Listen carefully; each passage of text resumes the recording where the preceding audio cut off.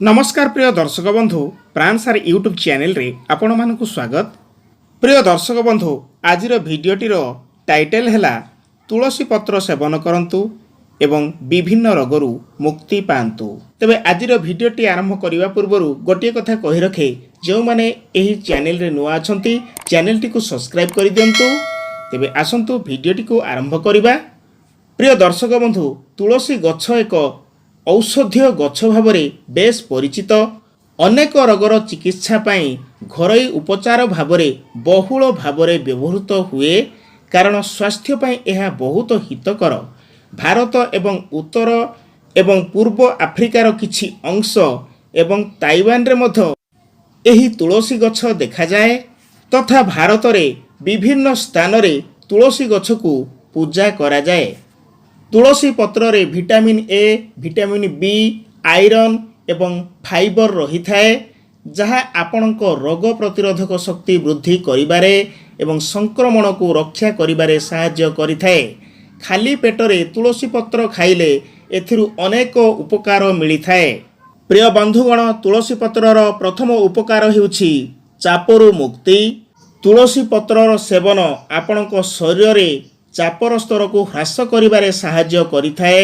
यह आपणक स्नायु प्रणाली को आराम देबारे सहाय्य करिथाए एवं रक्त संचालन को बढ़ाई थाए।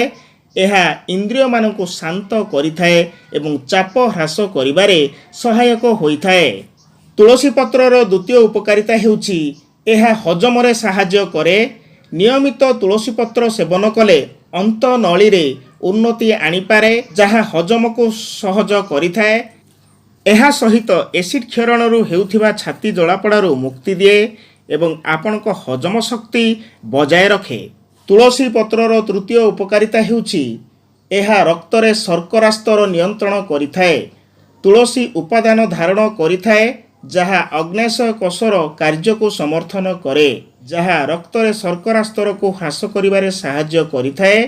तुलसी कार्बोहाइड्रेट एवं फैट रो मेटाबॉलिज्म को मध्य सहज करिथाए। एतद व्यतीत रक्त रे थिबा सुगार को मध्य नियंत्रण करिथाए। तुलसी पत्रर चतुर्थ उपकारिता हेउछि यह साधारण थंडा को भल करिथाए। तुलसी एहार एंटी माइक्रोबायल गुण पई जणाशुना। तुलसी पत्र को सकाळे खाली पेटरे खाइले यह साधारण थंडा को भल करिथाए। तुलसी पत्रर पंचम उपकारिता हेउछि यह रोग प्रतिरोधक शक्ति बढ़ाए।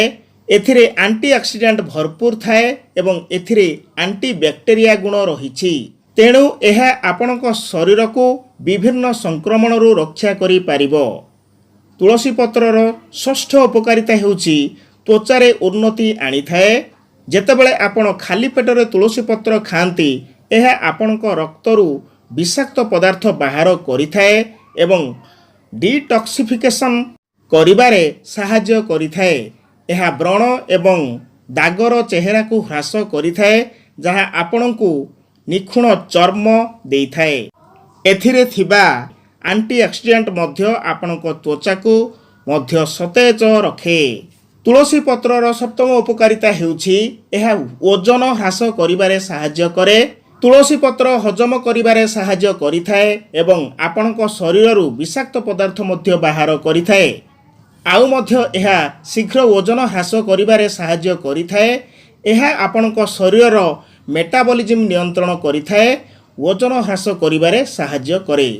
तुलसी पत्रर अष्टम उपकारिता हेउछि कर्कट रोग विरोधी।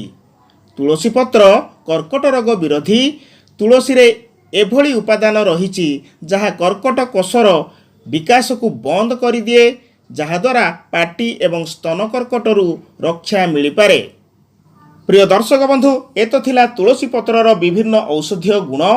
तेबे निज शरीर को सुस्थ एवं सबल रखिबा पई तुलसी पत्र सेवन करंतु एवं विभिन्न रोगरू निजको मुक्त रखंतु। प्रिय दर्शक बंधु एही भली हेल्थ रिलेटेड वीडियो गुडी को पाइबा पई एही चैनल सहित लागि रहंतु एवं चैनल टी को सब्सक्राइब करंतु। धन्यवाद।